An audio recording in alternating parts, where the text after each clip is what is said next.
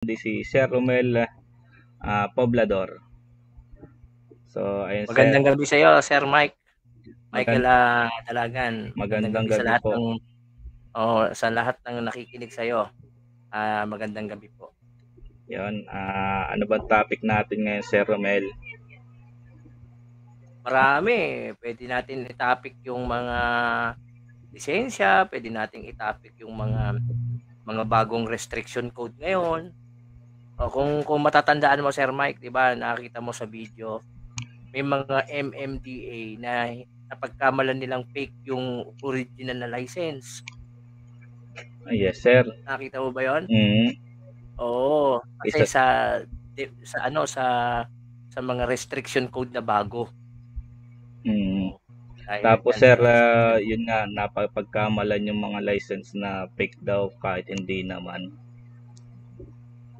'yan, oo, Mm. napapagkamalan nga. So, Ah, umpisan ko na, sir, ang tanong, tungkol dito sa napapagkamalang fake na license. Paano ba natin malalaman kung fake ang isang lisensya? sa fake licensor maraming aspeto 'no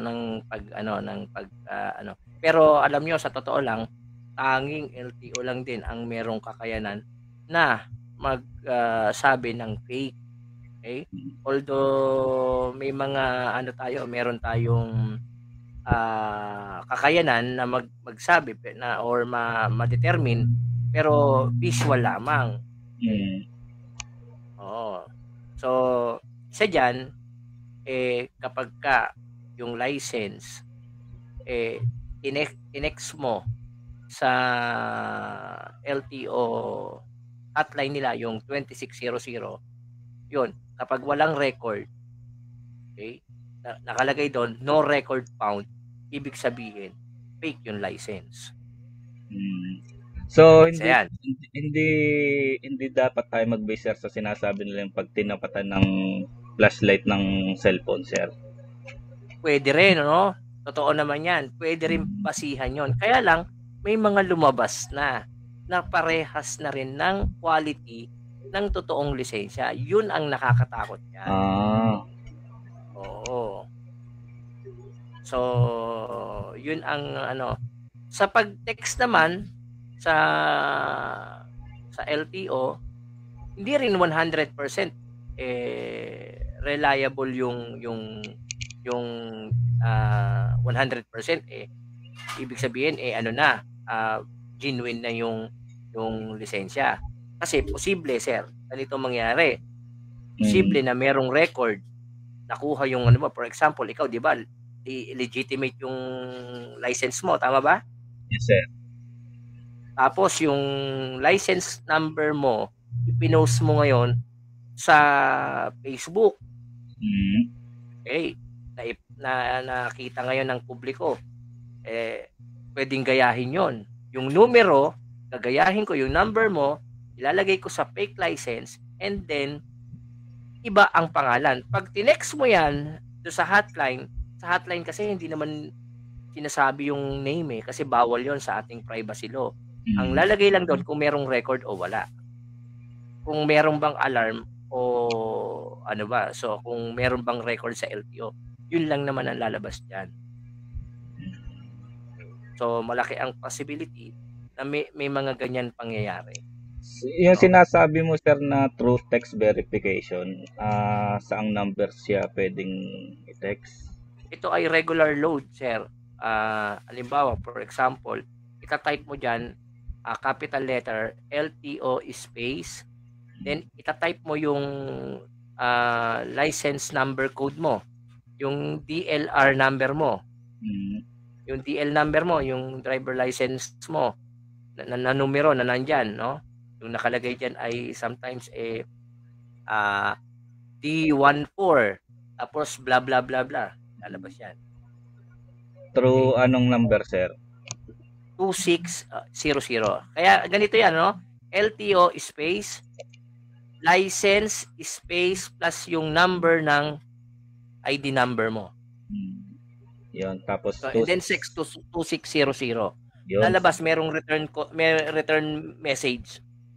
Mm. So ayun mga master, meron tayo nakuha kay Sir Romel ano. So mga makaengkwentro na pag sinabi ng enforcer na peke ang inyong lisensya, pwede tayo mag online verification sa number na ito. Ano sir? Oo, ano siya, hindi siya naman siya online, parang sa text siya. Kailan mo Mm. nga lang, meron kang regular load, at least Mm. 5 pesos. Mm. So pwede siyang maging panlaban in case na may magsabi na enforcer na fake yung ating lisensya. So, mabigat sir, hindi naman lahat ng enforcer, tatandaan po ninyo, merong karapatan na magsabi ng fake. Mm. Tanging LTO lang, okay? Even the LTO, tingnan nyo sir, mismo ng LTO law enforcer, hindi pwedeng ilagay sa ticket niya na fake license. Ang inilalagay po sa ticket is for verification. So parang ang dating sir, kukunin ko muna yung lisensya mo kasi duda ako dyan, for verification sir. Ganun ang mangyayari. Okay? Pag hindi fake ang license, sasauli sa'yo. Okay? So sir, pag halimbawa hindi napatunayan na fake nga yung license mo, anong pwede naman nating i-counter sa mga nanghuli na yan ang abala? maganda. Ang problema kasi sir sa atin, meron yung ang walang batas no na magsasabi na kapag nagkamali ka sa huli mo mapaparusahan yung enforcer. But kung halimbawa mali ang huli, for example, ang huli sa iyo ay tawag rito ay mali yung pagkakahuli sa iyo. For example, tinikitan ka ng illegal parking, tapos binigyan ka pa ng tawag rito, binigyan ka pa ng reckless overspeeding, hindi pwedeng magsama yung dalawang yon. So may mali doon. Dalawa na agad. Which is pwedeng sa reckless isa lang doon ang tama. Isa lang doon ang tama. It's either tawag rito, nag-illegal parking ka o nag-overspeeding ka. Isa lang yon. Kasi yung dalawang yon, yun yung mga bagay na hindi pwedeng magsama, sir. Kasi paano ka naman magiging overspeeding kung ikaw ay nakaparada? Di ba? Sir, so, hindi pwedeng magsama yon, sir. Pagka ganon, sir, may problema yung enforcer. Pwede ka ngayon magreklamo saan? Pag ayaw mo magreklamo sa kanyang hepe, ibig sabihin, hindi na siya competent as traffic enforcer. Pwede na yan sa higher. Halimbawa, for example, sa ombudsman. O kaya kung saan man mas mataas na ano. So, isa-cited mo doon na hindi siya karapat-dapat na maging enforcer bakit mali-mali yung kanyang ginagawa. So, yun ang ano naman sir pwedeng maging parusa in case na mapatunayang mali yung enforcer? Anong parusa? Sa ombudsman sir, pagkatanggal sa serbisyo. Yun. Pagkatanggal. Kasi lalabas sir yung resolution. Lalabas yung resolution sa LTO. Kasi sir, pag nag-contest kayo, merong resolution na ibababa ang LTO.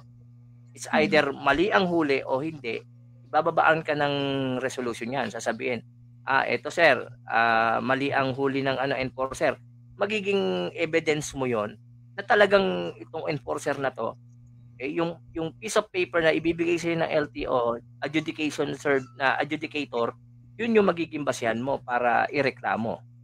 Para siya ay matanggal dun sa pwesto niya as enforcer. So, ayun sa mga natatakot tawag dito, magreklamo. Mas magandang magreklamo kayo para hindi na ulitin pa ng enforcer yung kanilang mga maling. Ang problema kasi sa atin, sir, ang nagiging problema, as long na walang nagrereklamo, ay patuloy yung mga maling gawain na doon sa gawain nila. Yun ang nangyayari. Mainit-init na issue pa yan sir tungkol dito sa mga maling huli ng enforcer, ano? Oo, maraming mali. So, yun na. Doon muna tayo sa yung bagong restriction code ngayon. Ituturo ko rin sa inyo, sir.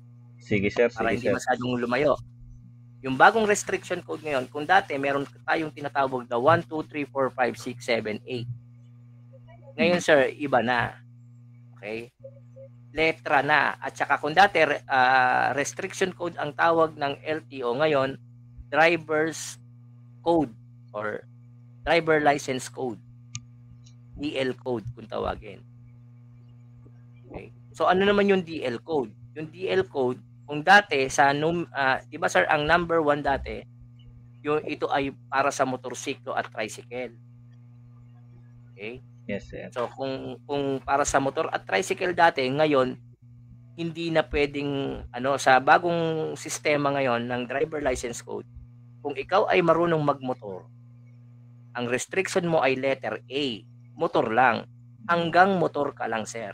Hindi ka pwedeng magmaneho ng kotse, hindi ka pwedeng magmaneho ng kahit anong klase or even the tricycle. Ibig sabihin, specific na ngayon ang bawat sasakyan. Pero pwede naman sir magpa-add pa rin. Pwede.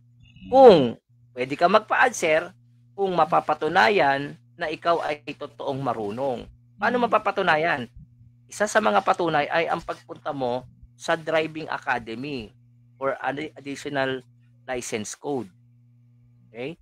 Pupunta ka sa driving academy, magpapaturo ka kung halimbawa magpapaturo ka doon, for example, tricycle, tuturuan ka doon ng mga instructor for tricycle. And then bibigyan ka ng certification, dadalhin mo sa LTO.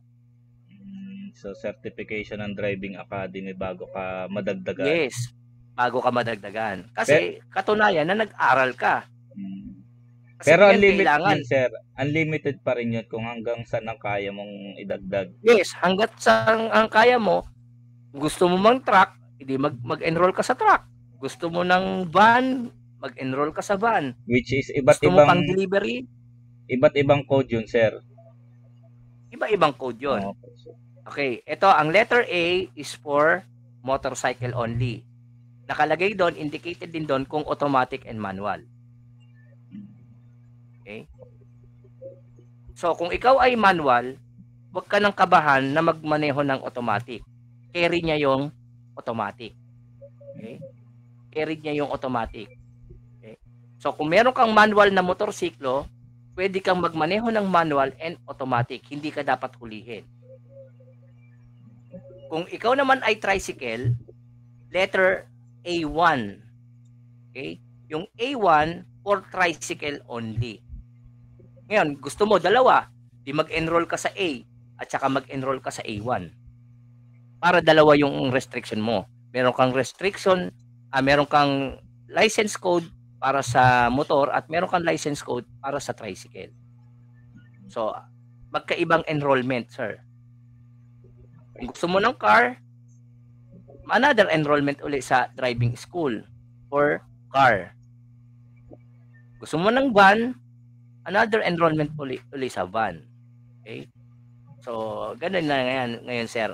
Specified na. Gusto mo sa truck, another enrollment for truck. Para madagdagan uli ang ang iyong tawag rito, restriction code or yung driver license code. May tanong lang ako, sir. Tulad nung sa akin, sir, wala pang mga ganyang code. Kumbaga restriction 1, 2, 3 pa lang yung ko. Huwag kang mag-worry, sir. Kasi bakit? Pag renew mo, sir, lahat yan lalabas yan. Kung mapalitan yan, halimbawa, ilan ang restriction code mo, sir? 1, 2, 3, sir. 1, 2, 3. Ang lalabas sa'yo, sir, ay ito. Pag nag-renew ka, sir, sa bagong card ngayon na merong license code na bago, ang ibibigay sa'yo lahat ng 1, 2, 3. May A ka, may A1 ka, may B, may B1, may B2. Meron kang letter C, meron kang letter D. Yan. Pero need ko pa rin, sir, magpa-certified sa driving academy. No. Hindi na. Hindi mo na kailangan, sir. Kasi alam mo na yan. Kaya lang, sa renewal mo, sir, kailangan mo mag-theoretical dahil wala ka pang theoretical. So, yun lang po papasokan ko sa driving academy. Yes. Kasi, sir, meron ka na eh. Ibig sabihin, marunong ka na. So, sa driving academy, ang kailangan mo na lang po sa renewal, by this coming October po, magsisimula na yung tinatawag na DEP, yung Driving Enhancement Program. Okay? So, yung mga magre-renew, inaayayahan ko po kayo na sana po sa tawag rito sa Alpha Driving Academy po kayo mag-enroll. Yun, kontakan nyo lang si Sir Romel, mga master. Oo. Yan.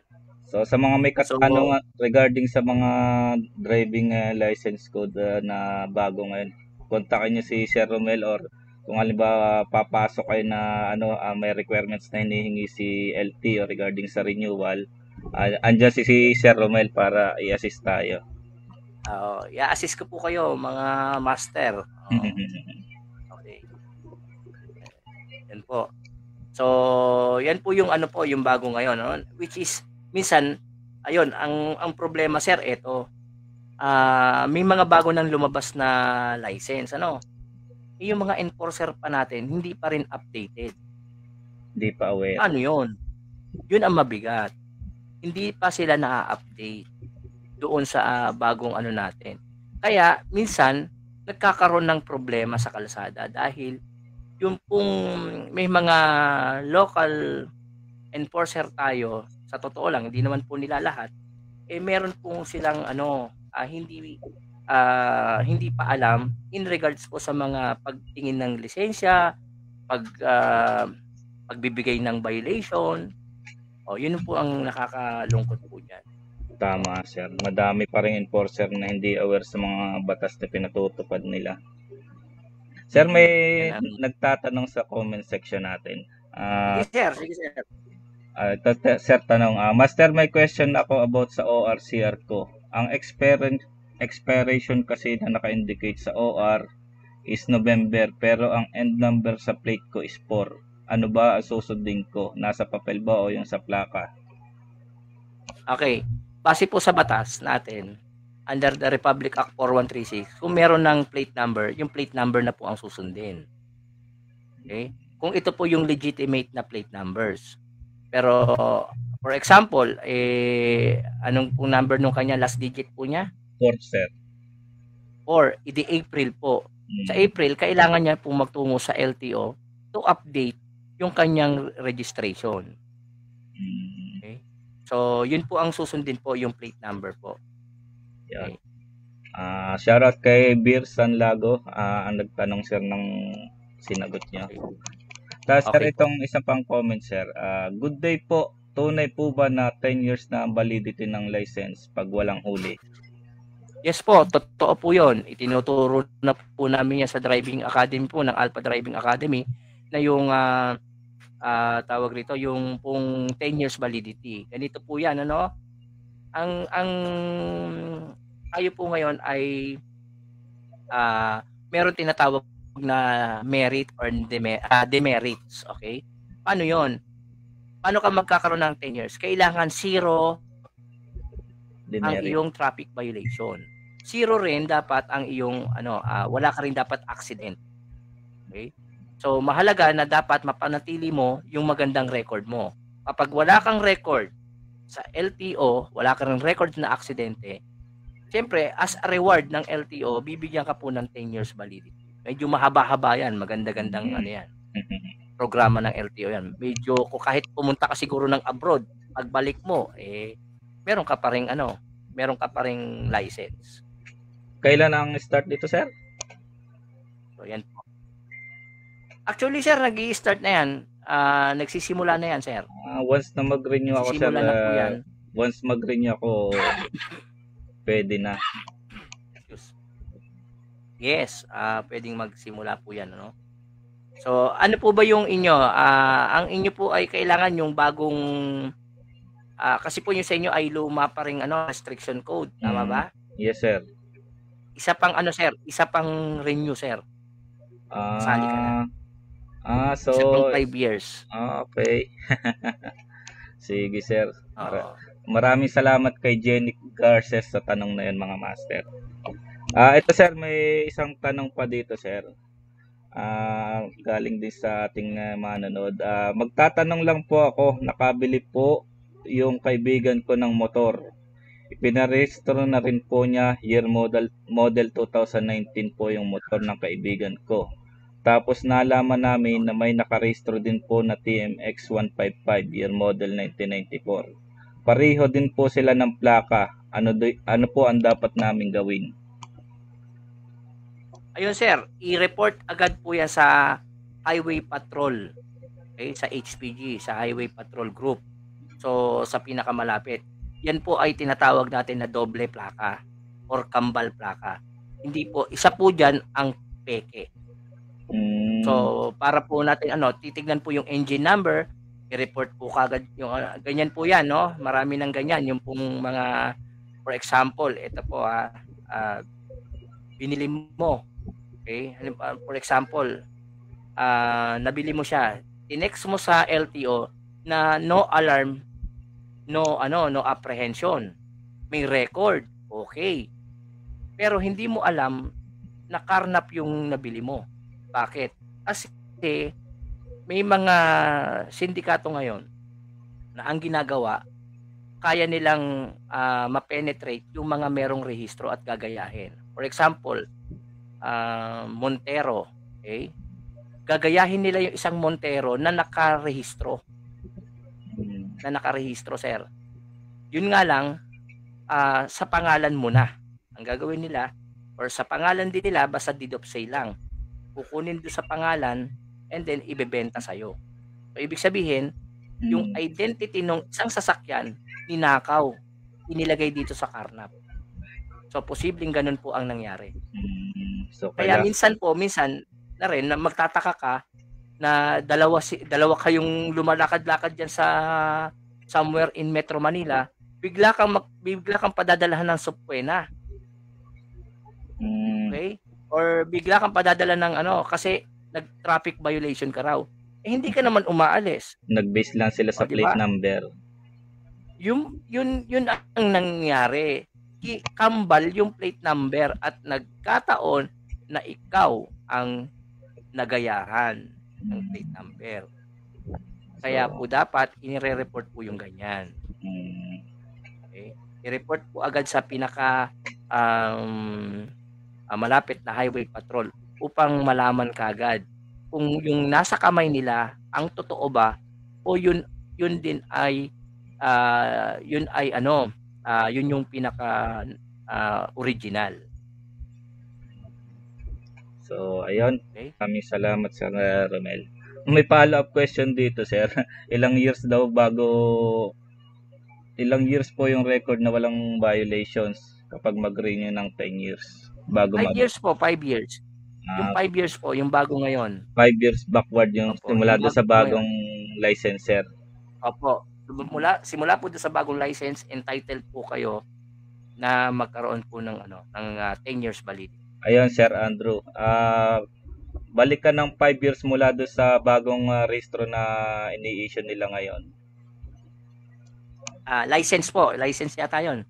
License pala. License, sorry. Sa bagong license. Ayun. Maraming salamat.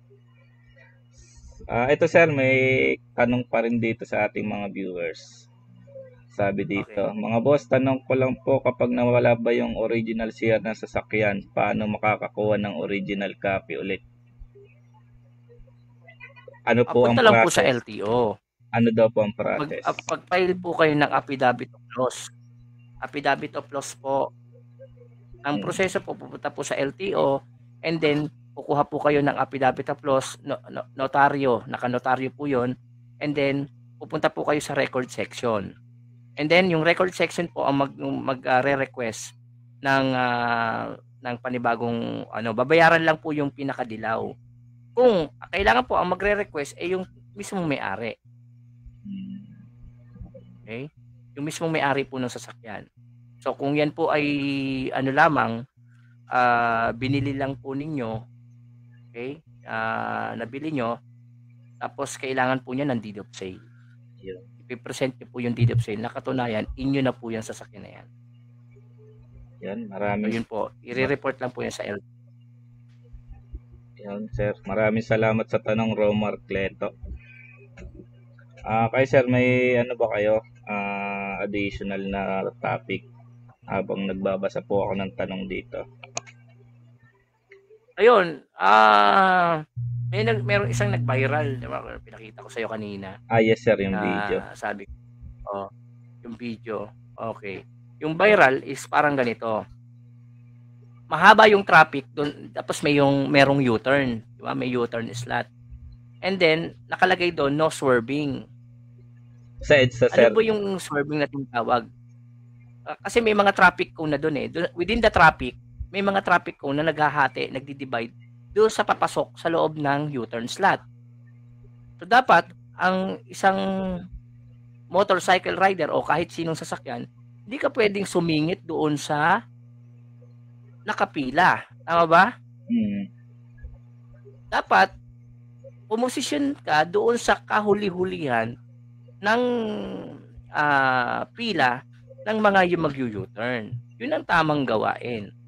Ang nangyari, nag-split yung rider, tapos pumasok siya pero wala pa naman doon sa cone. Ang point niya, nasa dulo pa naman ako ng cone.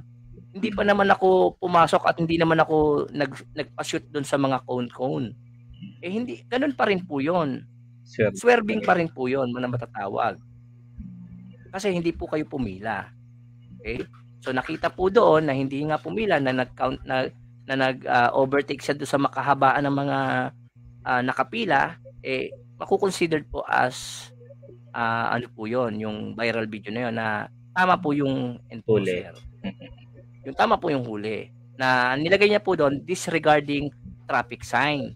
Kasi nakalagay po doon, no swerving, nag-swerve po yung tao. Okay? So lumipat siya ng linya ng alanganin. Okay? Napanood ko nga yun, sir. May mga... Oo. And then, ang mali lang doon, may mali doon yung enforcer. Bakit niya kakasuhan yung arrogant? Okay? Yung arrogant po, hindi naman mo masamang magpaliwanag kung nagpapaliwanag yung rider. Hindi naman nagmumura, hindi naman masasabing ano, at saka po ang arrogant, sa totoo lang po, pag tinanong po natin ng LTO, it cannot be applied doon sa driver ng private vehicle. Because arrogant, sa LTO po, ang tinatawag po na arrogant is between the public utility vehicle and the passenger. Sila yung nagtatalo. For example, pasahero kita, public utility jeep ako, sininghan lang kita o kaya minura kita, Sir Mike. Pwede mo akong kasuhan or pwede mo akong ipahuli sa LTO or sa traffic enforcer dahil ako'y naging arrogante sa pasahero. Yan ang kalimitan, sir. Hindi po yan. Yes, sir. Yun po ang problema, hindi po kasi, dahil sa totoo lang naman po, ang pagkuha po ng local traffic enforcer ay hindi po nababase sa qualification. Yes, sir. Sometimes. Hindi ko po nilalahat, pero most of the local traffic enforcer, mostly po, kapag tawag rito, hindi po, minsan hindi na nga po qualified. Basta kayo po kaibigan. No? May kaibigan ka sa LGU. Ayun. Makakapasok ang enforcer. Yes, sir. Tama. Yan ang kalimitan, sir, sa mga enforcer. Kulang sa... Alam niyo, sir, sa totoo lang, na may kaibigan ako sa Singapore. 4 years college ang mga traffic enforcer doon pala. Hindi pala pwede doon ang mga tambay lang. Mga hindi hindi pwede doon. Dapat tapos doon, fluent ka sa international language, which is English. Kasi ang katwiran ng mga doon, hindi naman lahat ng nasa kalsada mga Singaporean or dito sa atin, di ba, mga Pilipino, hindi naman lahat na Ang nangyayari kapag ka foreigner magtatanong sa enforcer, tatalikuran na lang. Saka yung communication skills, sir, dapat mataas ang standard mo. Yan. At saka sana naman po yung interpretasyon sa mga batas. Sometimes nagkakaroon ng mistake. Sir, ito naisip ko lang.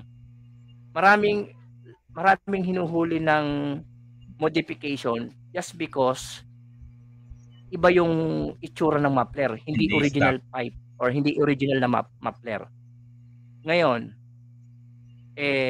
di ba, sir, yung muffler, halimbawa, bumili ka ng aftermarket pipe, tinanggal ko yung muffler ko sa motorsiklo ko, di ba? Tinanggal ko dahil bulok na. For example, yung Honda Wave ko bulok na, tinanggal ko yung and then bumili ako sa after, wala na akong mabilihan eh. Phase out na yun eh. Makakabili ka pa ba sir ng 2005 na tambucho? Wala ka na mabibili diyan. So mapipilitan ka. Mapipilitan kang bumili sa aftermarket pipe. Tanong, bumili ka ng muffler sa aftermarket pipe, pinalitan mo ng yung muffler, pinalitan mo rin ng muffler. Masasabi mo ba na modification 'yon? Parehas muffler 'yun eh. Kumbaga, diba?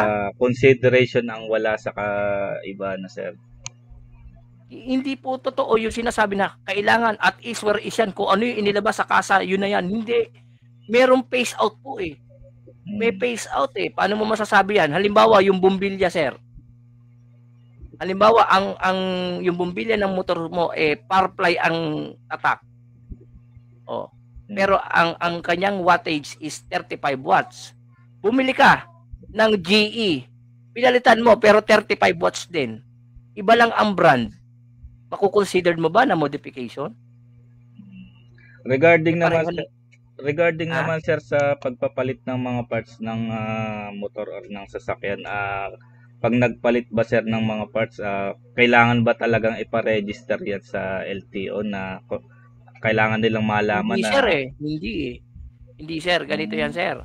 Kasi ang intention sir ng batas, pinalitan mo yan, pag nawala yung safety ng motorsiklo, dun lang naman papasok yung bawal modification. For example, sir, bumili ka ng motorsiklo and then yung motorcycle mo, ang handle niya ay halimbawa, tawag rito, ang handle niya ay yung mga pundido o kaya mga alloy. Sir, sa palagay mo, alin ang mas matibay? Yung alloy o yung bakal? Yung bakal, siyempre, sir. Siyempre, yung bakal. Lumabas siya, alloy na siya eh. Manufactured na siya, alloy eh. Ngayon, ang ginawa ko, mas safe yung stainless steel. Ang ginawa ko, ginaya ko yung figure niya, yung laki niya, hindi ko binago, kompleto, ganun. Kung kahawig na kahawig siya, pinalitan ko ngayon ng stainless steel. Nawala ba yung safety? Pero ang interpretasyon, iba na. Hindi. Sir, kasi nakalagay doon sa JAW, kung ang safety mawawala, yun doon siya pinagbabawal. Yes, sir. Okay? Sa Joint Administrative Order ng nilabas ng 2014-01, hindi naman automatic na bawal talaga, automatic bawal. So, kapag nawala yung safety mo, so yun, dun siya bawal. For example, sir, alin ang mas matibay na gulong? Pinalitan ko ng gulong, pero pinalitan ko ng gulong din, pero manipis. Alin ang mas safe? Yung makapal na gulong, ay yung malapad na gulong o yung mas manipis na parang bisikleta? Yung mas makapal, siyempre, sir. Siyempre, yung mas makapal. Di ba? Mas safe yun, mas stable yun compared do sa gulong na ipinalit na manipis, na parang bisikleta. Pero parehas gulong yun.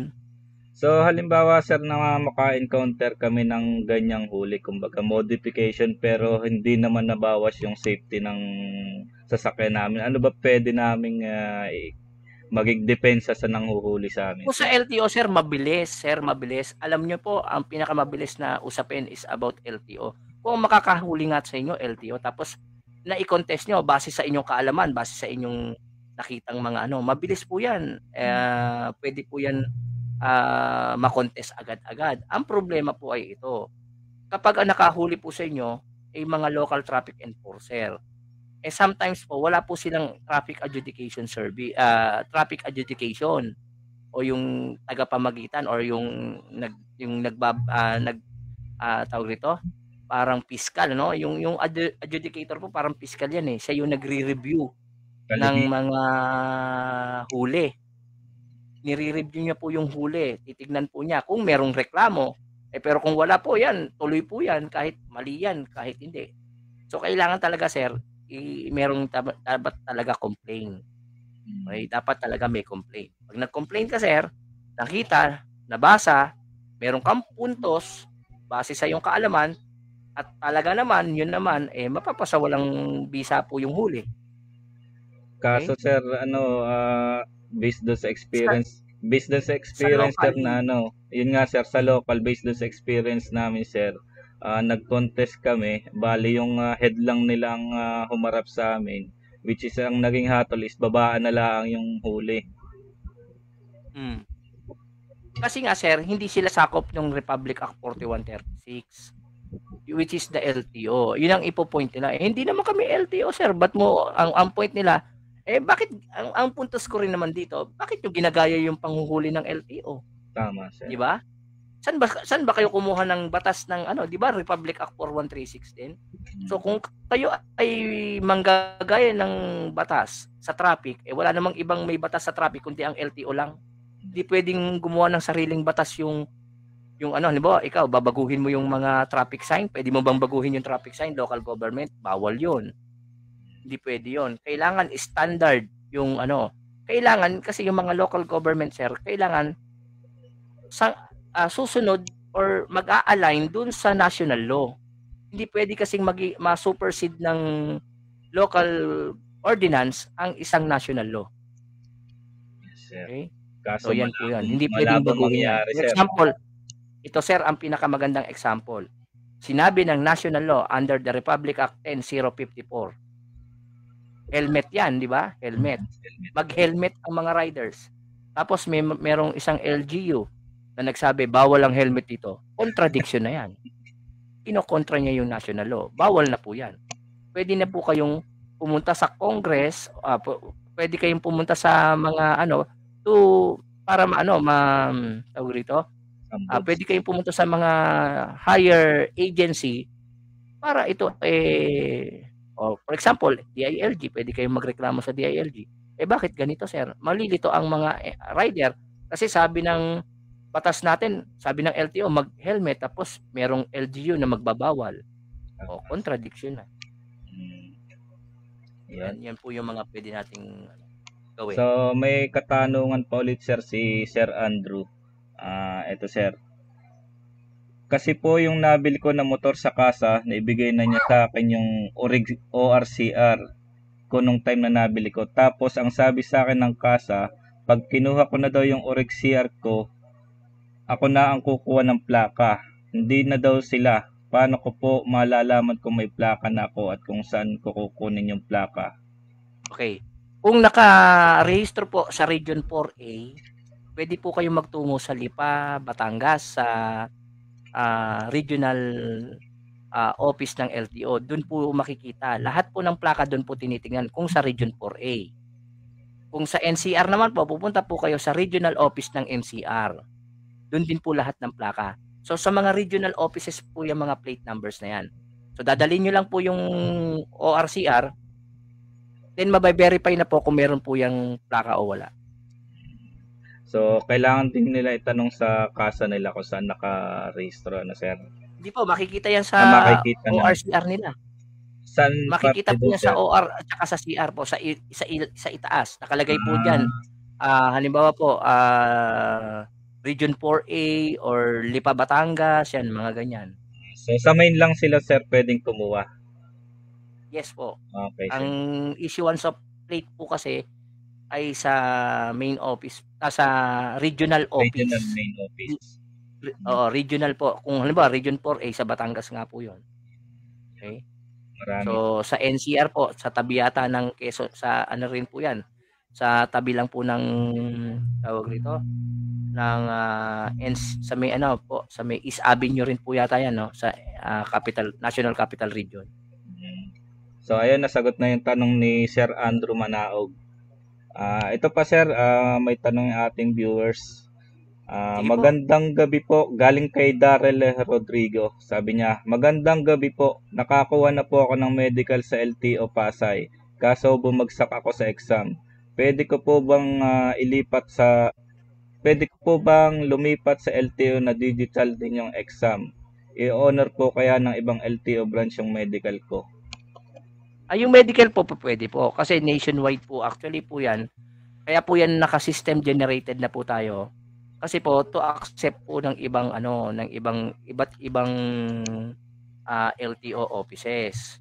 Pero po yung exam, yun ang hindi ko alam. Parang ang exam kung nagsimula ka na sa LTO, doon ka na po dapat kumuha ng exam hanggang sa maipasa po ninyo. So hindi ka may ilang months po yatang hindi ka pwede munang kumuha ng exam, tama po Ay, ba? hindi po. Sa bago ngayon, 24 hours lang po, makakakuha na kayo uli. Okay, sir. Sa luma pala yun. Oo. Okay. Sa luma po, after 31 days, Mm. doon pa lang po kayo makakaano. Kasi meron pa rin pong mga LTO offices na lumang system. O, pag doon po kayo napapunta sa lumang system na LTO, 31 days po. Pero doon sa mga bago, halos ngayon po, lahat na, ginagawa ng lahat na bagong sistema na po, yung tinatawag na LTMS, o yung pong bagong ano ngayon, yun po yung bagong system ng LTO, yung LTMS. Kapag LTMS na po ang mga district office, within 24 hours na lumipas po, makakakuha po kayo. For example, kumuha po kayo ng alas 9 ngayon, bumagsak kayo ng alas 10. So kinabukasan po, 11, pwede ho kayo, or 10:01, pwede na po kayong kumuha doon sa LTO po within 24 hours. So, ayun. Nasagot po ang inyong katanungan. So, ito pa sir, regarding this driver license. Ang tanong ay nagmula kay Cho Paeng. Ay, sa pangalan na. Cho Paeng. So, ito sir ang tanong niya. Gusto sana namin ipa-convert to Philippine driver license ang aking international license. Kaso ayaw nila i-honor. Gusto dumaan pa ng student permit bago makakuha ng driver's license dito sa Pilipinas. Hindi naman po rin ano po, meron siyang international o meron po siyang lisensya sa ibang bansa? Yes, sir. Iba po kasi yung international, sir. Meron international po, kung international, ang nakalagay dito sir British Columbian license. Ganito po 'yon, no? Yung sa ibang bansa po na lisensya, tinatanggap po yan dito sa LTO. Kung valid pa doon. Kung ang validity po ay meron pa. Ano ba, for example, may expire yung kanyang license sa British sa 2022 pa. So, ibig sabihin, valid pa po, di ba? Ngayon, ang gagawin po dyan is i-convert yung conversion po na tinatawag. Pwede po siyang hindi na dumaan. Option niya po yon. Kung gusto niya dumaan po sa Philippine license o sa student permit, pwede niya po yung option. Pwede rin po naman na yung license niya sa ibang bansa is to convert. Kailangan lang po ng English translation. Galing po sa authorized translator po ng British. Usually po sa ano yan? Sa embassy po. Sa embassy yan yung translation nakukuha po yan sa mga embassy. Iba pa sir yung issue ng international license bukod dito sa specific na bansa. Sir, ito explain ko lang yung international. Yung international driver's permit po natin dito sa Pilipinas po, hindi po siya accepted as license sa ibang bansa. Why? Kasi po hindi naman po siya talaga lisensya. Ito po ay permit lang na katunayan na siya po ay nakapag-aral po ng international traffic sign and traffic rules and regulation sa AAP. Yung pong AAP po, yung Automobile Association of the Philippines. So nire-required pa rin po nila yung talagang Philippine license. Kaya po, kung pupunta kayo sa ibang bansa, meron kayong Philippine license na, pwede nyo po yun magamit. May mga pagkakataon po, within 90 days, pwede nyo pong magamit yung Philippine license kung kayo po ay tourist. Yun lang pala yan, sir. Maraming salamat, sir. So, yung international po talagang hindi po yan i-accept dito. Mas i-accept pa po yan for 90 days. Halimbawa, dumating po siya dito. Within 90 days po, magagamit niya po yan lisensya niya sa ibang bansa dito sa Pilipinas. Kailangan lang po in support ng kanyang passport. Kasi 90 days po tinatanggap natin within 90 days. Pero sabi niya sir, ayaw daw tanggapin. Sino po? Kaso ayaw nila i-honor to. Gusto pa dumaan ako sa student permit. Ako, baka po ang pinuntahan niya po, fixer po. Siyempre, kung baka po fixer yung pinuntahan niya po, or siyempre may ini-introduce na driving school, kaya po siya Mm, pero option niya po 'yon. Puwede po, kung ako ah, sa kanya, pumunta po siya mismo sa chief ng mm. LTO, diretso po siya sa chief ng LTO po. Do'n po siya magtanong, mas masasagot po siya ng So, diretso. sa maling tao lang siguro sir napatapat. Yes, siyempre sir, halimbawa ako nagtanong ka sa'kin, fixer ako ng driving school. Mm, Sasabihin ko "Ay mag-ano ka na lang, mag-student permit ka na lang." Ganyan mm. 'yan. Pero actually sir, kung hindi pa expired yung kanyang, lisensya sa ibang bansa, definitely puwede po 'yan i-convert. Ang tawag po diyan is conversion. Conversion to, ah, license sa ibang bansa, iko-convert po sa Philippine license. So, ayan, maraming Marami naman salamat. ng ganyan sir, marami naman pong ganyan ng conversion. Mm. So, maraming salamat sa tanong ni Chopaeng.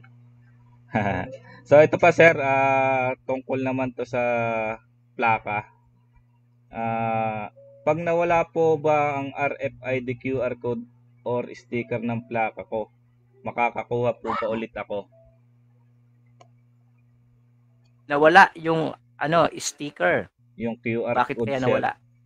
Anong baka anong sir, reason kaya ba't nawala yung baka QR sir code? nalaglag o may Binaklas? pumugkat, may May bumaklas. kumuha? Mm. Hindi naman sir, puwede, basta ang tingin ko po diyan, babayaran na lang po ulit. Kasi, siyempre hindi naman kasalanan din naman ng LTO na mawala 'yan, 'di ba? So, puwede naman po 'yan Sa basta babayaran sa po. Yung requirements, plaka nga po ang requirement po siguro, affidavit of loss din po. Lahat naman po ng bagay na nawawala na dokumento po, ang kailangan po is affidavit of loss. yun. Tama sir. So, ayan. Maraming salamat sa tanong, Sergeant K. Ito pa sir, tanong ng ating viewers mula kay Rara Cipriano. Sir, napunit student permit ko. Makakakuha kaya ako ng duplicate? 2 months pa lang yung student permit ko.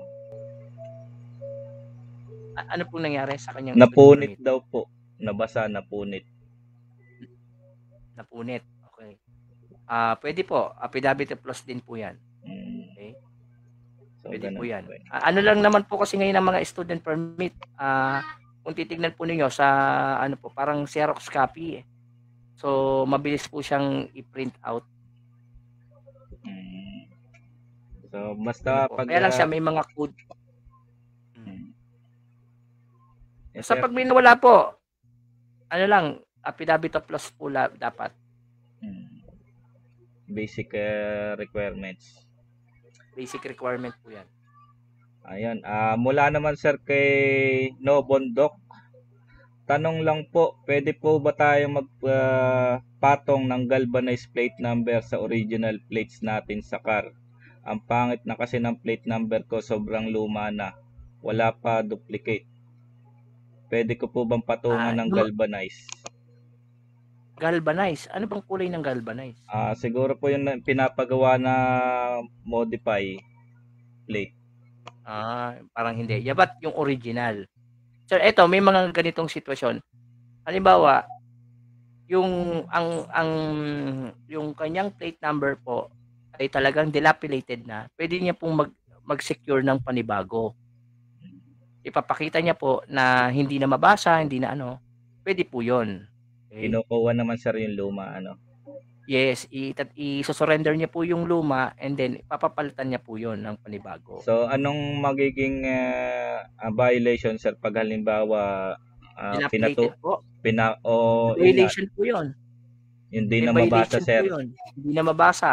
Yung pong ang dirty plate at saka dilapidated plate po, may violation po 'yan, parang 1,000 pesos po.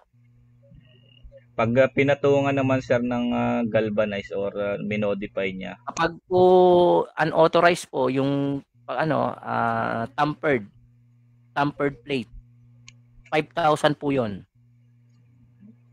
Tampered mark plate po. So, mas mahal pala sir, ano? Mas mahal po. Tampered plate po ang tawag doon. Ayun, maraming salamat sa tanong ni No Bondok. Ayun, katanungan naman sir mula kay Alan Tabagan. As ko lang Opo. po, sabi ng driving school, kapag manual na motor ang PDC mo, ang pwede mo lang i-drive, manual. Kapag automatic naman, automatic lang, pwede mo Hindi i-drive. po, hindi Bawal na, ito, hindi po gano'n.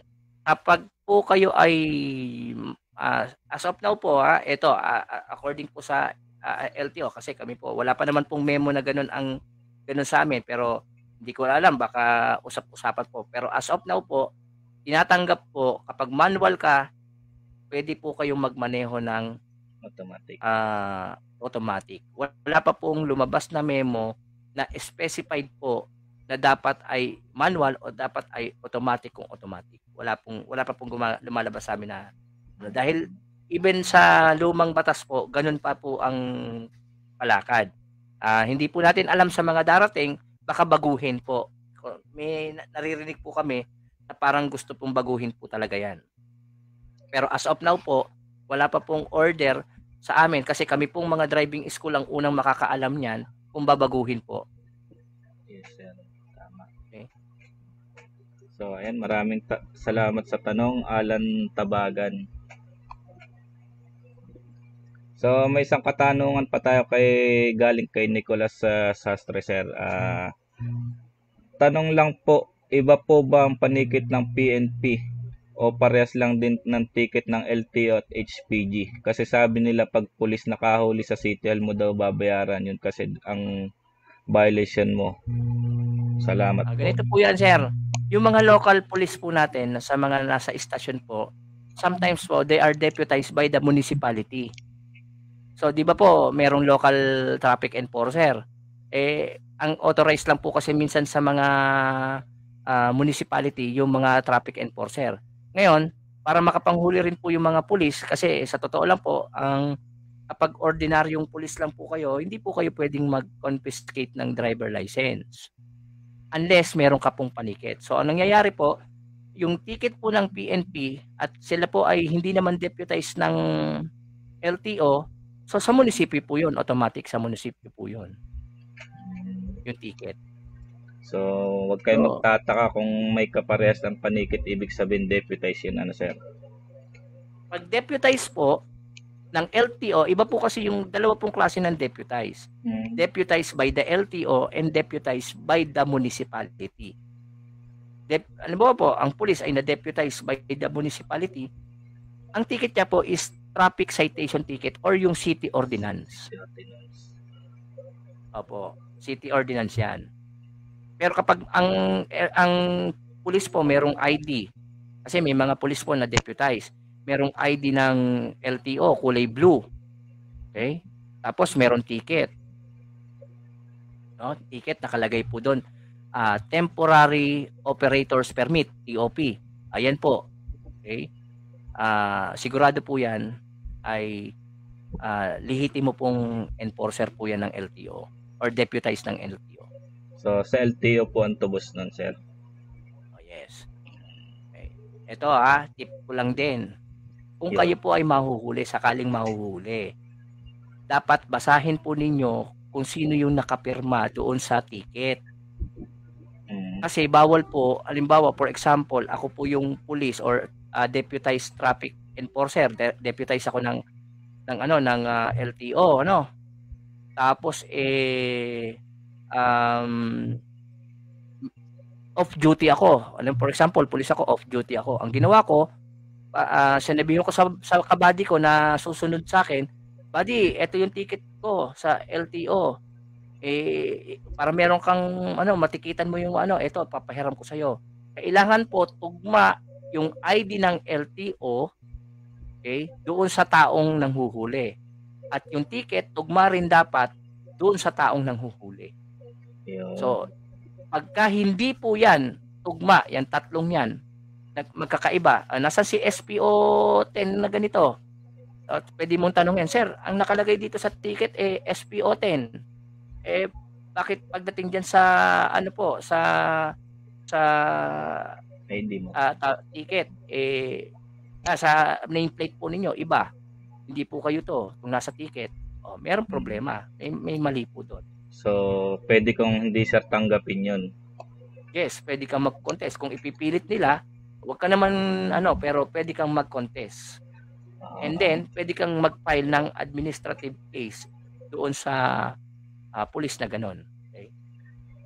Dagdag ko na rin sir itong tanong ko, personal na tanong ko kasi nakita ko lang dito sa post na nabasa ko nito. Yung nanghuli sa akin is nasa kabilang kanto. Kaso, kumbaga, nahuli ako dito sa Pulo pero yung ng ticket sa akin ay galing pa sa halimbawa sa San Isidro. Marikina. Pwede ba yun, sir? Bawal po yun. Bawal po sir. yun. Ang nanghuhuli po dapat may personal knowledge.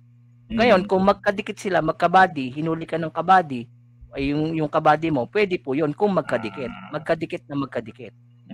Pero yung tatawagin pa sa... Pero yung ikaw ay raradyohan pa, wala kang personal knowledge dun sa nangyari.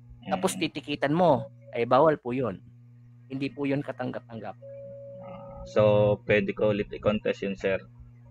Yes. Ang problema nga, kapag sa local government, okay, sila na lang din ang nagde-decision. Yun. So, pero kung merong malakas na ebidensya, tulad ng cellphone, video, yan. Medyo po yan. Kasi dapat, sir, national law pa rin ang pagbabasihan. Yes, sir. Yes, sir. Kung sa national law, ganun po ang basihan, kailangan na yung local traffic na ganun pa rin ang basihan. So, ayun, maraming salamat po, Sir Romel. Baka may dadagdag pa kayo, sir, na pwede naming maging dagdag sandata sa kalsada.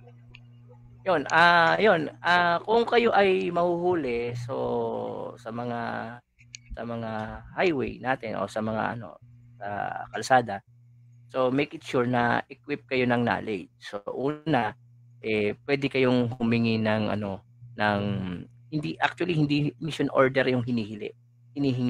Kasi mission order is issued by the military and the PNP. Hindi yan ang hinihingi. Ang hinihingi is the duty detail order. Ano yung duty detail order? So bawat enforcer, meron niyang saan naka-assign yan. Meron silang duty. Nakadetalye po doon. Anong oras? Okay? For example, sir, hinuli ka ng MMDA sa Pasay. And then yung MMDA na nanghuli sa'yo, nakalagay sa duty detail order niya, sa Quezon City. Tanong, bagamat siya MMDA, pwede ba siya manghuli sa Pasay? Hindi. Diba? Hindi pwede yun. So dapat aware tayo sa mga ganitong usapin. And then, nakalagay doon, sa duty detail order niya, from 6 a.m. to 2 p.m. Hinuli ka alas 3 ng hapon, pwede pa ba yon? Hindi na, sir. Hindi na rin. Oo. So, yan yung mga natin. Dapat na makita kung legal. Lalo na kung halimbawa, especially yung mga naka-type B, bigla ka lang huhulihin, bawal yon. Okay? Yun po yung mga tip ko lang sa inyo na pwede ko pang ma-share. So, ngayon, kung marami pa po kayong tanong, pwede naman po kayong mag-request sa amin ng mga seminar. Kung gusto niyo po ninyo, kung may mga grupo kayo, pwede naman po tayong magbigay ng seminar po sa mga iba't ibang group. Tayo po ay open. Kahit po ako ay merong grupo na MCAPS, ang serbisyo po namin sa MCAPS at saka sa Alpha Driving, binibigay naman po namin. Basta lang po Sunday, yung pong wala akong trabaho. Okay, pwede po tayong mag-usap-usap yan. Pag-usapan na lang po natin yung seminar. Saan kayo pwede makontak, sir? Ayan po, pwede nyo po ako makontak sa 0927-907-9460. Ito po yung aking personal number. Okay? Tsaka kung may mga tanong po kayo, sasagutin po natin yan. Kung may mga katanungan po kayo, pwede po naman natin sagutin. Facebook page nyo, sir? Facebook page po, meron po akong yung Riders Academy po.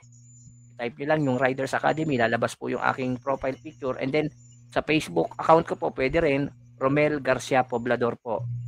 Yan po, pwede nyo po akong tanungin po sa mga katanungan po ninyo. So, ayun, sa mga grupo or clubs na gustong magpa-seminar kay Sir Romel, nagsasagawa siya ng safety driving seminars at kung ano-ano pa. No? So, kontakin niyo si Sir Romel. May po-promote kayo, sir, yung driving academy, sir, saan Yes po, makikita? sa mga nais pong kumuha ng student permit, kumuha po ng non-professional, doon na po tayo sa legal. Ang Alpha Driving Academy po, meron dalawa. Okay, dalawang branch sa Laguna. Isa po sa Pila, sa Barangay San Antonio po, along National Highway. Malapit-lapit lang po kami sa LTO. Yung isa naman po sa Calamba, yung tapat po ng terminal ng bus na St. Rose, sa Hulita Building. So doon po 'yon sa third floor po, nandun po yung aming branch. Kung kayo po ay mga taga San Pedro, Binyan, Santa Rosa, Calamba, Santo Tomas area o kung saan man na mas malapit sa inyo dito sa Calamba, meron po kaming branch. So yung mga taga LB naman, taga Los Baños, papunta po ng Bae, Victoria hanggang papunta na po doon, nandiyan naman po ang Alpha Driving Academy Pila po, Pila branch. So, Barangay San Antonio. may Facebook page din po sila, na sir. Yes po, meron din po Alpha Driving Academy main branch. O, May, nakalagay po. pag may nag-PM Pila. po, may sasagot naman po ba kung may mag-PM sa page nila? Meron po, may automatic po na sasagot po dyan. Yun. Meron, lagi po sila naka-standby po. Yun. Maraming salamat, Okay. Sir Romel. Ang inyong lingkod din naman po ay pwede nyo rin po akong tanungin kung sa mga basta po patungkol po sa batas trapiko, mga karapatan po ninyo bilang motorista, sasagutin po natin. Ayun, maraming salamat po, Sir Romel Poblador, ang ating special guest sa gabing ito. Sir, may dadagdag pa ba kayo bago tayo magtapos? So, yun lang, no? Sana po suportahan po ninyo yung page ko po, yung Riders Academy po. And then, hopefully po, magkakaroon po ako ng radio program po. Inaantay ko lang po yung ating mga ilang sponsor pa lang po. So, sa bala ko po dito sa sa 102.1. So, sila po ay radio program. So, parang ganito rin po, sasagutin po natin yung mga katanungan po in regards po sa mga batas trapiko, road safety, mga rights ng mga motorists. So, yan po yung ating pag-uusapan. Yun, abangan namin yan, sir. Abangan namin yan. So, ayun, maraming salamat po. Yung MCAPS, sana sumali yung iba, no? Yung mga, yung MCAPS, sana makasali po kayo. Ako po ang national chairman ng MCAPS. Yes, at ang MCAPS po ay ipinagmamalaki ko po na maraming nagtitiwalang mga government agency. Nandiyan na po ang PNP. So tayo po ay mga force multiplier, no, ng PNP sa Santa Rosa, sa iba't ibang lugar po, sa Laguna. So tayo po ay force multiplier po. Meron na rin sa parteng norte, sir? Yes po. Meron po tayo sa Ilocos, sa Region 1. Meron po tayo sa CAR, yung Cordillera Autonomous Region. Meron po tayong MCAPS dyan. Sa Region 3 po, yung ngayon po na-organize na, dumadami po tayo sa Region 3. NCR, marami po tayo sa NCR. Almost yung pong Manila Police District, meron po tayong mga force multiplier na MCAPS po dyan sa Manila Police District, sa iba't ibang lugar po ng Metro Manila. So ngayon po sa Rizal, kakamowa lang natin sa Antipolo. So balita ko po, naging deputize po mismo ang MCAPS sa Antipolo, Rizal. Yun, magandang adhikan o advocacy po yan, Sir Romel.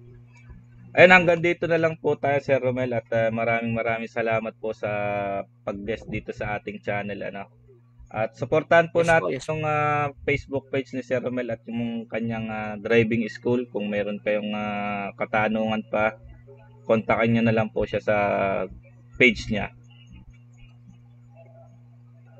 Okay po. Maraming salamat po, Sir Romel, at hanggang sa muli po. Maraming salamat po sa mga viewers natin. Maraming salamat po rin sa inyong lahat. Opo. Sa mga nakinig po, maraming salamat po.